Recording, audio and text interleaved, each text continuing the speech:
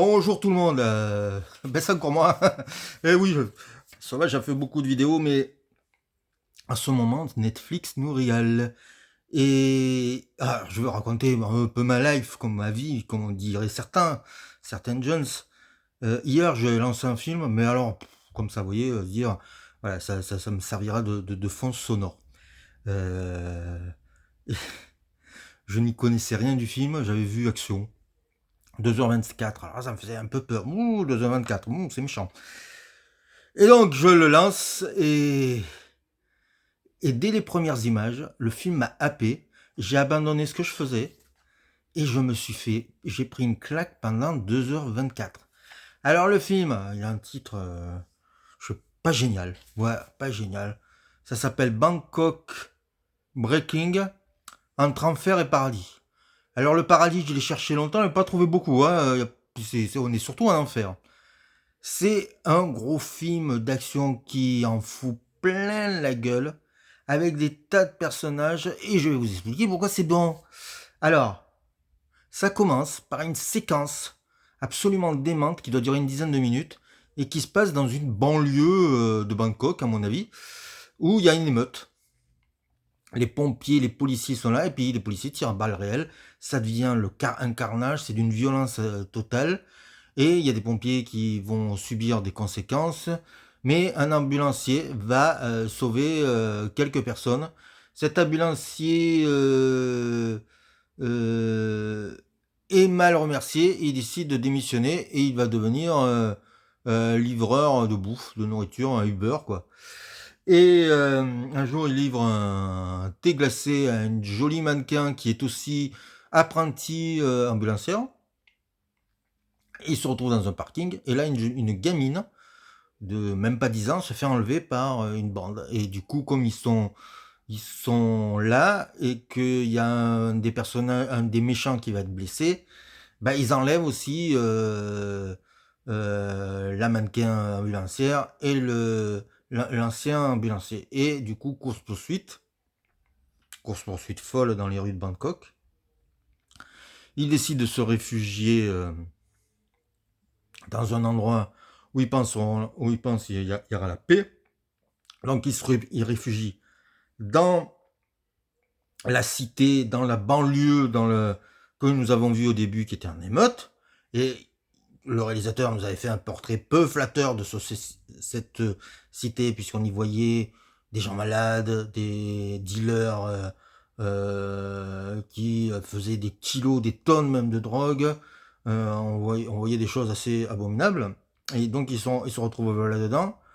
Par un concours de circonstances, la jeune fille enlevée s'échappe. Bah, les kidnappeurs et les otages vont devoir la retrouver dans un endroit aussi malsain que... on n'a pas l'équivalent cité chez nous, mais c'est pas Marseille, c'est pire. Voilà. Hein. Euh, et donc pendant 2h24, on va suivre pratiquement en temps réel les déboires, les aventures, la violence, tout ce que vont subir ces êtres, parce que euh, je vous dis, il y a beaucoup de personnages et ces personnages racontent un pays.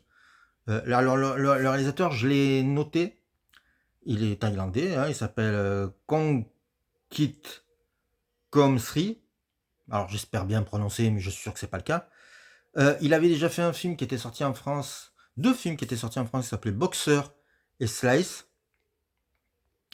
Je me pose la question si Boxer, je l'ai pas dans ma vidéothèque, c'est possible, c'est à revoir.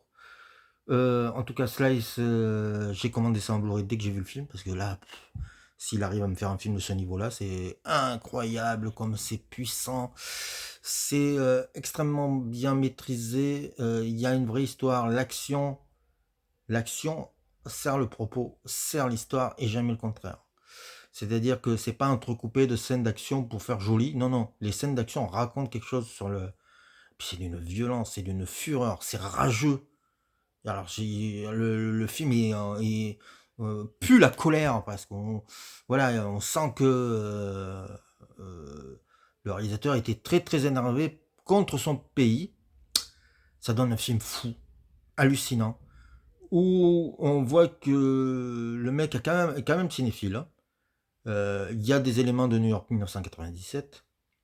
Il y a beaucoup de films, de références à des films brésiliens comme Troupe d'élite ou La Cité de Dieu. Vous savez, les films sur la favela. Ça ressemble beaucoup à ça. Il y a un côté John Woo. Alors, pas pour les scènes d'action, hein, pas. Alors, peut-être pour l'utilisation des flashbacks pour nous rappeler certaines choses. Mais surtout, euh, pour la pureté des sentiments. On n'est jamais dans le cynisme. Et puis, on pense beaucoup à ce que nous, en France, on a fait, c'est-à-dire les banlieues films, comme Les Misérables, la Bac Nord, pardon, la Bac Nord, Bac Nord, ou récemment Athéna. Il y a même un plan très très très similaire à notre plan d'Athéna. Donc, on voit que notre pays aussi a des qualités que les réalisateurs s'en inspirent, surtout par rapport au plan de drones. Et les drones ont de l'importance dans le film. Donc voilà, si vous voulez avoir un film qui vous remue, qui vous défonce, qui vous met dans un état de transe, si vous voulez voir un grand film d'action, peut-être même le meilleur film d'action de l'année, eh ben il faut voir Bangkok Breaking, entre enfer et paradis de Kong Kit comme Sriki. Voilà, comme Siri. Quel nom. Alors oui, une dernière chose. La plupart, en ce moment, il y a des très beaux films sur Netflix. Et étonnamment, les très bons films sur Netflix ne sont pas doublés. Donc le film est en VOST. Voilà, je préviens. Voilà. Alors il y a un autre film dont je parlerai bientôt qui est Secteur 36, qui est aussi une claque dans la gueule. Pareil, c'est un film indien. Bah, pas de sous-titrage, pas de, pas de doublage. Et le grand film de l'année, quand même, c'est Adagio de Sergio Solima, du fils Solima. Et pas de sous-titrage, pas de doublage non plus. Donc, c'est moi, ça me pose pas de problème. Je sais que pour certains, c'est un frein. Je trouve ça dommage, mais voilà, il faut absolument passer outre, car c'est le film d'action de l'année.